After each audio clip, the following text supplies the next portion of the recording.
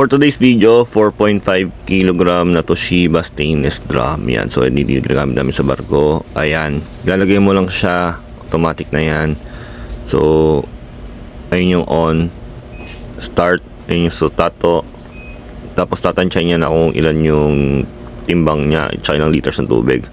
So, automatic lock siya once na umandar na siya at umikot. So, hindi mo na siya pwedeng tanggalin.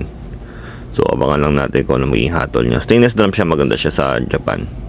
Yan. So, yung pati yung likod niya. Yan. Yun. So, malinis yung likod. Malinis na malinis. So, mag-start siya ng 34. Una niya natansya ng tubig is 34. 34 minutes ang aabutin para lang matapos ang paglalaba.